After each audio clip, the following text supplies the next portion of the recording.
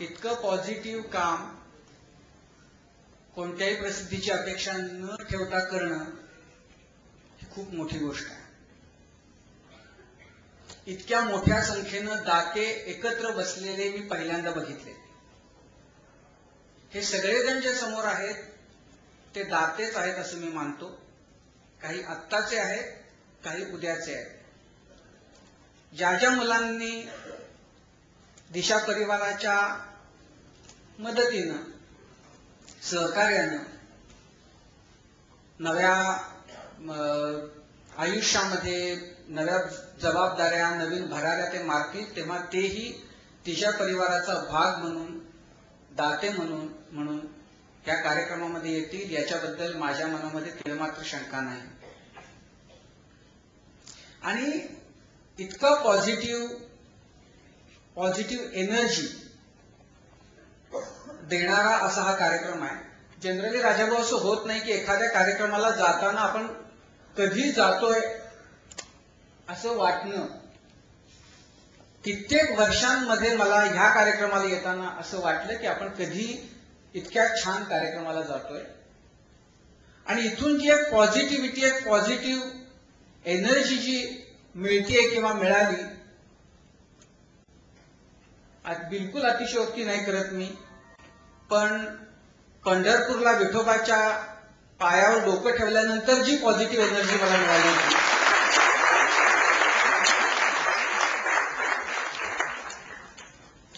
खरं तर असं आहे की म्हणजे इथं बोलायचं काय बोलायचं, म्हणजे समजा की असं ठरवलं की आपण अनौपचारिक असा हा कार्यक्रम आहे आणि अनौपचारिकपणानंच बोलायचं, तरी काय बोलायचं. म्हणजे एरवी हल्लीची परिस्थिती अशी आहे की सगळ्यात आपल्या देशामधली सगळ्यात सोपी गोष्ट काय असेल तर उपदेश करायचा.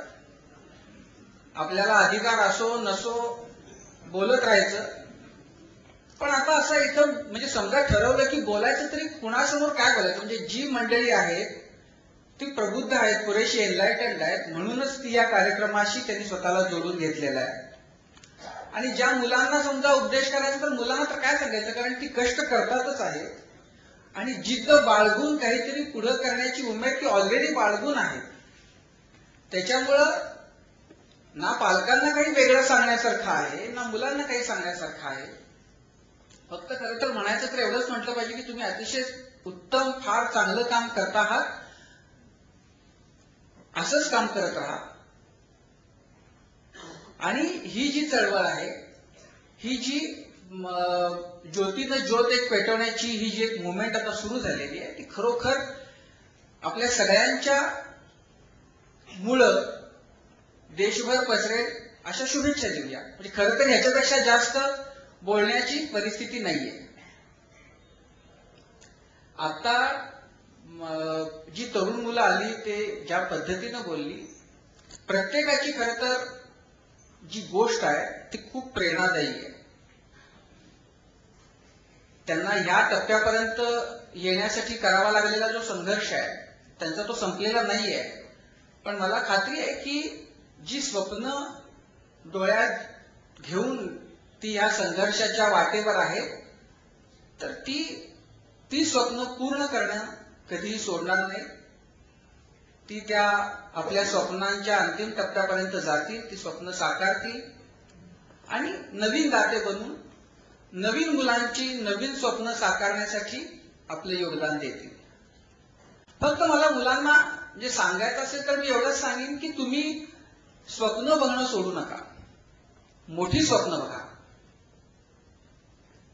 बऱ्याचदा असं होतं की स्वप्न बघताना नाउमेद होण्याचे प्रयत्न होतात, काही वेळेला जाणीवपूर्वक, काही वेळेला अजाणतेपणानं.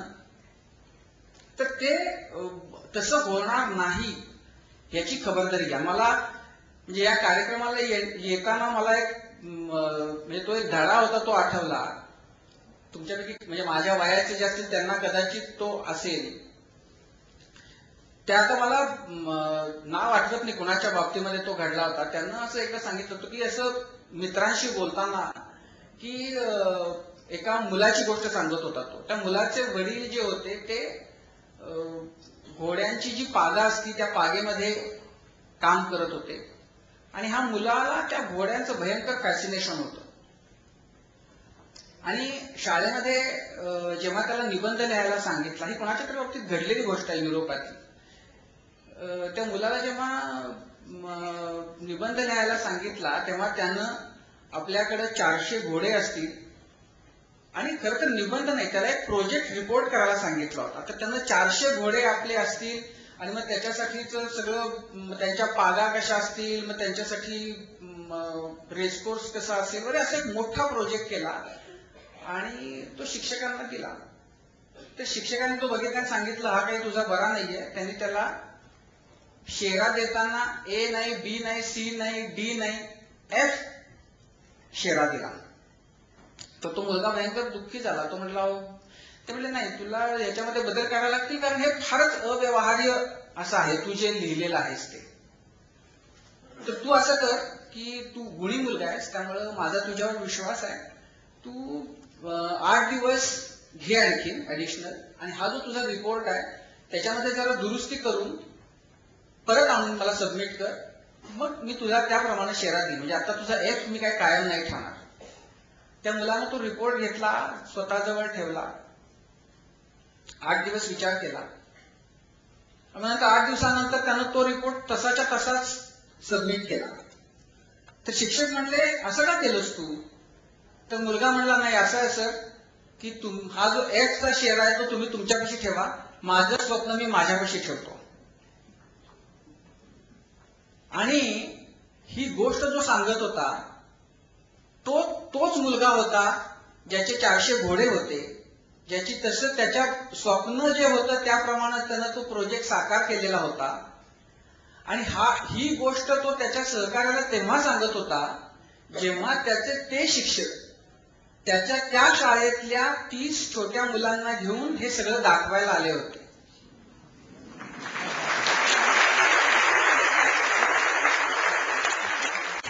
आणि त्या शिक्षकांनी नंतर जाताना त्या म्हणजे ह्या उद्योजकाला असं सांगितलं की बाळा, मला तुझा फार अभिमान वाटतोय की तू शेऱ्यासाठी स्वतःचं स्वप्न बदललं नाहीस, स्वतःच्या स्वप्नावर तू ठाम राहिलास. आणि मी असे असंख्य विद्यार्थी बघितले ज्यांनी शेरा मिळावा चांगला याच्यासाठी आपली स्वप्न आपल्याच हातानं कुस्करून टाकली. मला त्या मुलांच्या बद्दल काही वाटत नाही, म्हणजे त्या मुलांचा त्याच्यामध्ये दोष होता असं वाटत नाही, पण मला स्वतःला मात्र आता मी एक चोरटा आहे, ज्या मुलांची स्वप्न मी चोरली अशी भावना आता माझ्या मनामध्ये दाटून आली आणि त्याचं मला भयंकर वैषम्य वाटतंय. तर मुद्दा याच्यातला असा की असे प्रसंग आपल्या आयुष्यामध्ये येऊ शकतात. फक्त गरज अशा वेळेला जी असती ती उमेद न हारण्याची आणि आपलं जे स्वप्न आहे, आपलं जे ध्येय आहे त्याच्यावर नजर ठेवून मनापासून प्रामाणिकपणानं सचोटीनं प्रयत्न करण्याची. आणि अशी स्वप्न साकार होतात. म्हणजे असंख्य याची उदाहरणं असतील किंवा आहेत जी तुम्हालाही माहिती असतील की प्रतिकूलतेतून शिकून मोठं होऊन काहीतरी भव्य दिव्य करणाऱ्यांची हजारोनी उदाहरणं आहेत. अशा वेळेला म्हणजे जी गरज असती अशा नाजूक अवस्थेमध्ये, जेव्हा तुम्हाला कुणातरी आधाराची गरज असती, कुणीतरी प्रेमानं खांद्यावर हात ठेवून ह्या दिशेनं चल बाळा असं सांगण्याची आवश्यकता असती. अशा वेळेला हे काम दिशा परिवार करते आणि खरंच खूप मोठं काम आहे. म्हणजे आतापर्यंत साधारण 1301 मुलांना मदत संस्थेनं केलेली आहे. तर 1300 माऊल्यांचे आशीर्वाद तुम्हाला मिळालेले आहेत. 1300 घरं तुम्ही उभी केलेली. आणि हे काम ह्याच्या इतकं दुसरं पुण्याचं काम असूच शकत नाही असं माझं मत आहे. म्हणजे मला मोठं नवल वाटतं आपल्याकडं. जे कुणाच्या धार्मिक श्रद्धांबद्दल बोलण्याचा काही प्रश्न नाही, मला तसं बोलायचं कारणही नाही. पण बाकी आयुष्यामध्ये वाटेल तितक्या लांड्या लबाड्या करून नंतर कुणा ना कुणा बाबाबुवाच्या पायावर धनाच्या राशी रिकामी करणारी माणसं, म्हणजे मला ती गप्प पदार्थ वाटतात ह्या कामासाठी ज्यांनी 10ही रुपये दिले असतील त्यांच्यापुढे.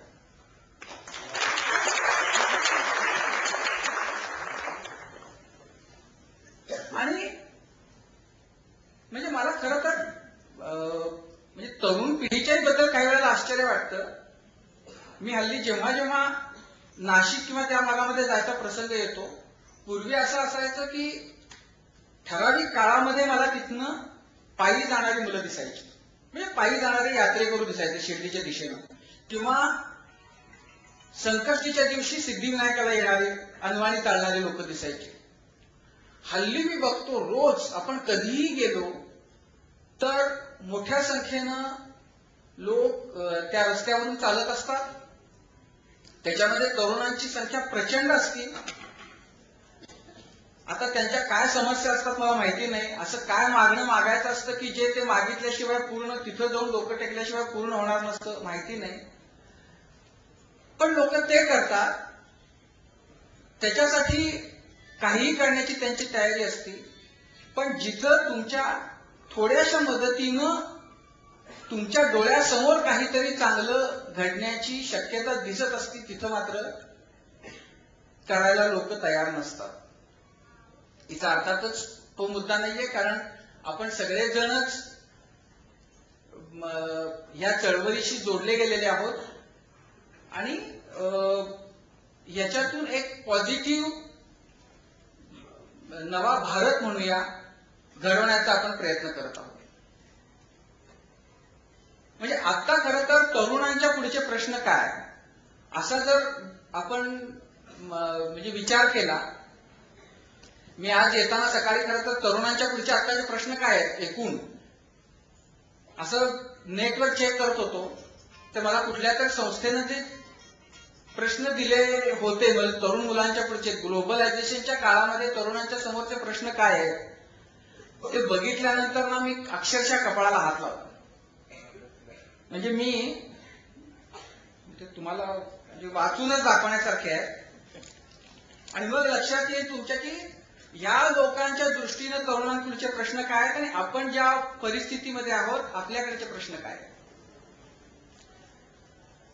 पोस्ट ग्लोबलायझेशन मध्ये जगणाऱ्या ग्लोबलाइज युवा पिढीचा समोरचा सगळ्यात मोठा प्रश्न त्यांनी काय म्हटलं, लाईफ विदाउट इंटरनेट.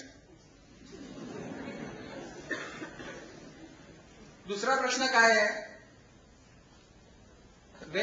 जेव्हा ते ऍक्सिडेंटली त्यांचे एक्स बॉयफ्रेंड किंवा गर्लफ्रेंड समोर येतात तेव्हा कसं रिॲक्ट करायचं, हा फार गंभीर प्रश्न आहे. तिसरा प्रश्न काय, फ्रेंडशिप मधले प्रॉब्लेम्स. चौथा प्रश्न काय आहे, सोशलायझेशनचे प्रॉब्लेम्स. म्हणजे घरात कुणी आलं तर वडीलधारे काका मावशी, तर त्यांच्याशी जितकं तुटकपणानं वागता येईल तितकं लोक वागतात हल्ली, आपल्या कोशामध्ये राहतात. नंतरचा प्रश्न काय आहे, हा खरंच गंभीर प्रश्न आहे, तो इझी टू बी टेम्पटेड, मोह पडणं. कुठलीही नवीन गोष्ट आली की त्याचा मोह पडणं. नंतरचा जो प्रश्न आहे त्याचा मला अनेकदा हल्लीच्या तरुणांच्याकडून जो अनुभव आला येतो तो प्रश्न आहे, तो म्हणजे lack of knowledge for the things that happen around the world. हा खरंच म्हणजे माझ्या सगळ्याच तरुण मुलांना इथे जे आहेत आता त्यांना असं सांगणं आहे की याच्याबद्दल मात्र हा प्रश्न किमान तुमच्या बाबतीमध्ये तरी असता नाही कामा. तुम्हा सगळ्यांच्याकडनं माझ्या तर खास करून फारच अपेक्षा आहेत आणि तुम्ही प्रत्येकानं ही खबरदारी घेतली पाहिजे की आपल्या आयुष्यामध्ये हा प्रश्न असणार नाही. म्हणजे जगात जे काही चाललेलं आहे त्याच्या बाबतीमध्ये किमान मी माझ्यापुरतं तरी पूर्णपणे जागरूक असेल. मध्यंतरी मी बीडला एका कार्यक्रमाला गेलो होतो. तिथे ते माझ्या म्हणजे माझ्या बोलण्यानंतर एका महाराजांचं कीर्तन होतं आणि ते आत्ताच्या तरुण पिढीला, मुलांना आणि त्या मुलांच्या आयांना जाम शिव्या देत होते. आणि त्यांचं असं म्हणणं होतं की या सगळ्या पोरांचं जे वाटोळं झालंय ते या आयांनी आणि त्यांच्या बापांनी आणि सिनेमांनी केलेलं आहे. आणि ते म्हणले आता मी माझं जे बोलणं आहे त्याचं तुम्हाला ते अतिरेकी वाटेल म्हणून त्यांनी समोरची मुलं बसली होती त्यांना 5-7 प्रश्न विचारले. म्हणजे 27चा वर्ग किती सांगा, याचं वर्गमूळ किती सांगा. एकाही पोराला एकाही प्रश्नाचं समोर बसलेलं उत्तर नाही देता आलं. आणि जेव्हा त्यांनी विचारलं बरं आता सांगा तर सलमान खान असा मधनं भांग पाडला होता तो सिनेमा कुठला, पोरानं उत्तर आलं. शाहरुख खानचं अमुक पिक्चर मध्ये काय नाव होतं, पोरानं उत्तर आलं. हे गाणं कुठल्या सिनेमा मधलं आहे. एकही प्रश्न असा नव्हता की त्या मुलांना उत्तर माहिती नव्हतं. भानगड अशी झाली आहे की ह्या स्वरूपाच्या ज्या गोष्टी आहेत ज्या नजरेला सुखावतात त्यांचं आकर्षण इतकं वाढलंय की आपल्याला आपण आपल्या मनाला समृद्ध करायला पाहिजे. आणि समृद्ध करायला पाहिजे म्हणून नाही, ती गरज आहे म्हणून. मला जर उद्या समाजामध्ये वावरायचं असेल, मी काहीही असेल, कुठल्याही क्षेत्रामध्ये काम करत असेल, कोणत्याही पदावर काम करत असेल, मी किमान एक सजग नागरिक म्हणून, एक चांगला नागरिक म्हणून माझ्या भोवताली जे काही चालतंय त्याच्याबद्दल मी जागरूक असेन याची गरज हल्लीच्या समाजामध्ये, मी फक्त तरुणांमध्ये असं म्हणणार नाही, एकूणच समाजामधली खूप कमी होत चाललेली आहे. आणि हे खरं तर मला न उलगडणारं कोड आहे की जेव्हा जग इतकं जवळ येत चाललेलं आहे, पूर्वीच्या काळामध्ये माहिती मिळवणं ही फार मोठी दुष्प्राप्य अशी गोष्ट होती. वर्तमानपत्र एकच माध्यम होतं, त्यामुळे माहिती मिळण्याला मर्यादा होत्या. आता सगळं जग इतकं जवळ आलंय, माहितीची इतकी प्रचंड मोठ्या प्रमाणात साधनं आली, पण आपण त्या साधनांचा ज्या पद्धतीनं उपयोग करायला पाहिजे त्या पद्धतीनं आपण तो करत नाही. म्हणजे टीव्ही आला तर समजा टीव्हीचं काम तुम्हाला शिक्षण देणं, मनोरंजन करणं हे दोन्ही असलं तरी आपण त्यातलं फक्त मनोरंजन एवढ्यापुरतंच ते मर्यादित ठेवतो. नेट आलं तर नेटचा वापर तरुण मुलं कशासाठी करतात हे काय मी वेगळं सांगायची गरज नाही. तुम्हाला सगळ्यांना माहिती आहे नेटवर मुलं काय बघतात. मुलंच काय, पालक सुद्धा बघतात बऱ्याचदा. तर ज्या गोष्टी तुम्हाला समृद्ध करण्यासाठी उपयोगी आहेत त्यांचा जर आपण नीटपणानं उपयोग नाही करून घेतला तर मग त्याच्यात इतकी दुसरी दुर्दैवाची गोष्ट कुठली असणार नाही. या ज्या जगातल्या मुलांसमोरचे जे 10 प्रश्न म्हटले होते त्याच्यामधला पुढचा जो प्रश्न होता तो अपीअरन्स ट्रबल. म्हणजे मी जरा जाड झाली आहे का, किंवा जाड झालोय का, माझं वजन वाढतंय का, मी माझ्या चेहऱ्यावर काहीतरी डाग आलेत का, मी काळाच दिसतोय का, काळीच दिसतेय का. हा फार एक गहन प्रश्न किंवा गंभीर प्रश्न आहे सध्याच्या युवा पिढीपुढे असं त्यांनी म्हटलं होतं. नंतरचा जो आहे तो do well in academic result. ते बरोबर आहे की सगळ्याच मुलांना त्याच्याविषयीची काळजी असते की परीक्षेमध्ये आपलं काय होईल याच्याबद्दलची. सेन्स ऑफ होपलेसनेस हा एक 9वा प्रॉब्लेम त्यांनी म्हटलं होतं. आणि 10वा प्रॉब्लेम जो युवक पिढी समोरचा आहे असं जे म्हटलं होतं तो होता अनहेल्दी लाईफस्टाईल. तर याच्यातले काही प्रश्न खरोखर गंभीर आहेत आणि ते आपल्यालाही लागू होणारे आहेत. तर आपण त्याच्यातून जर बाहेर पडायचं असेल तर माझ्या मते फार म्हणजे सोप्याच 3-4 गोष्टी आहेत. त्या एक ज्याचं मी मगाशी सांगितलं की आपल्याला चांगलं स्वप्न बघायला शिकलं पाहिजे, ते स्वप्न साकार करण्याची जिद्द मनाशी बाळगली पाहिजे, त्याच्यासाठी सचोटीनं प्रामाणिकपणानं प्रयत्न केले पाहिजे आणि माइंड आपलं क्रिएटिव्ह राहील याची खबर. म्हणजे या दृष्टीनं आपण आपल्या विचाराची स्वतःच्या मनाला आपण कसं तयार केलं पाहिजे. म्हणजे मला मध्यंतरी मी एक बातमी बघितली, मला खरोखर वाईट वाटलं की ही गोष्ट आपल्याला जाणवली कशी नाही. आपल्यापैकी सगळ्यांनी बघितलंय की आपल्याकडे पाण्याचा खूप गंभीर प्रश्न, म्हणजे क्रिएटिव्हिटीच्या आता मी बोललो त्याच्या संदर्भात मी हे उदाहरण तुम्हाला सांगतो. आपण सगळ्यांनी बघितलंय की आपल्याकडे ग्रामीण भागामध्ये पाण्याचा प्रश्न खूप गंभीर असतो आणि डोक्यावरून 2-2, 3-3 हंडे घेऊन बायका, मुख्यत्वे बायका पाणी घेऊन येतात. हा प्रश्न इतका गंभीर आहे. आम्ही मध्यंतरी एक बातमी केली होती, तर काही बायकांच्या डोक्यानं इथं टक्कल पडलं, कारण त्यांना रोज साधारण 20 किलोमीटर 2 वेळा दिवसात, 20 आणि 20 40 किलोमीटर इतकं अंतर ते डोक्यावरून घागरी ज्या आणायच्या त्याच्यामुळं ओझं ते व्हावं लागायचं. आणि आम्ही ते नेमकं किती ओझं वाहून नेतात ते बघितलं, तर जेव्हा एका बाईला डोक्यावरती 3 घागरी रिकाम्या असताना जेव्हा ती निघाली तेव्हा तिचं वजन केलं, तेव्हा तिचं वजन काहीतरी 38 का 40 किलो होतं. आणि जेव्हा ती पाणी भरून यायला निघाली तेव्हा तिचं वजन केलं तर ते जवळपास 52 किलो होतं. म्हणजे 12 किलो एवढं पाणी डोक्यावरून ती घेऊन येते. तर अशा दिवसातून 2-2 खेपा 20-20 किलोमीटरच्या करण्यामुळं असंख्य बायकांना हा जो नाशिक भागातला जो पट्टा आहे तिथं त्यांच्या डोक्यांचे केस मधल्या भागातले गेल्याचं लक्षात आलं. आता हा प्रश्न आजचा नाहीये, अनेक वर्षांपासून वर्षानुवर्ष हा प्रश्न आपल्याकडे आहे. पण याच्याबद्दल काही करावं असं कुणाला वाटलं किंवा कुणाला सुचलं तर कॅनडामधल्या कॉलेजमध्ये शिकणाऱ्या काही मुलांचा एक ग्रुप भारतात आला होता, महाराष्ट्रात आला होता. त्यातल्या एका मुलीला असं वाटलं की अरे हे पाणी असं जे घेऊन जातात ते बरोबर नाही, ह्याच्याबद्दल काहीतरी केलं पाहिजे. आणि तिने इतकी साधी गोष्ट केली, ही फार जुनी गोष्ट नाही, आता 4-6 महिन्यांपूर्वी मी ते त्याचा रिपोर्ट बघितला. तिनं साधारण बॅरलपेक्षा थोड्या छोट्या आकाराचं एक चांगल्या प्लॅस्टिकचं एक बॅरलच तयार केला, ज्याला तिनं दोन्ही बाजूनी हुक लावले आणि ज्याच्यामध्ये साधारण 10 घागरी पाणी बसेल अशा आकाराचं ते एक बॅरल तयार केलं.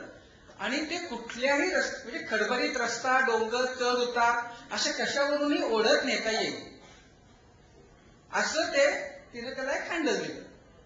आता म्हणजे खरं तर ही किती साधी गोष्ट होती की म्हणजे कितीही म्हणजे अगदी लहान मुलगी जरी असेल तरी ती सुद्धा ह्या तिनं जे काही तयार केलं जे बॅरल त्याच्यामध्ये जवळ म्हणजे एका वेळेला 10 घागरी पाणी ती ओढून नेऊ शकेल असं तिनं काहीतरी तयार केलं. असं मला याचा संकोच वाटला की मला नाही, आपल्यापैकी कुणालाच का नाही सुचलं.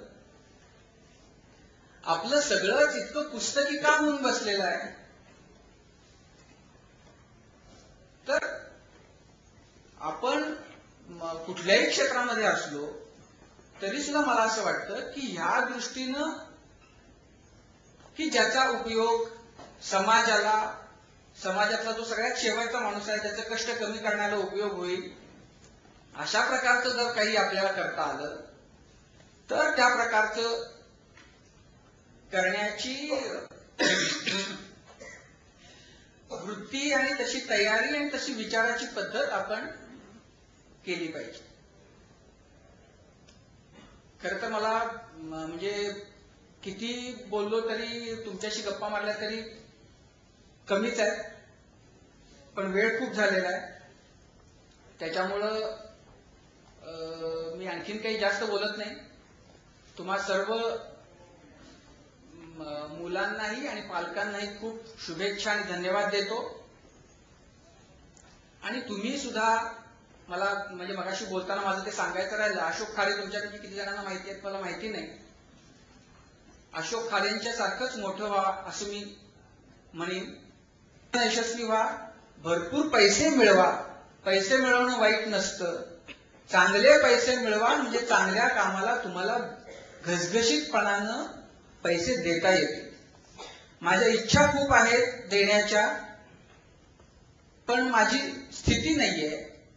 अशी जर वेळ आपल्याला नको असेल तर आपण उत्तम काम करून उत्तम पैसे मिळवले पाहिजे, उत्तम आयुष्य जगलं पाहिजे आणि उत्तम आयुष्य जगतानाच उत्तम कामासाठी सरळ हस्ते मदत करण्याचीही ताकद ठेवली पाहिजे. तशी ताकद तुम्हा सगळ्यांना मिळो अशी मी प्रार्थना करतो. तुम्हा सगळ्यांना शुभेच्छा देतो आणि थांबतो.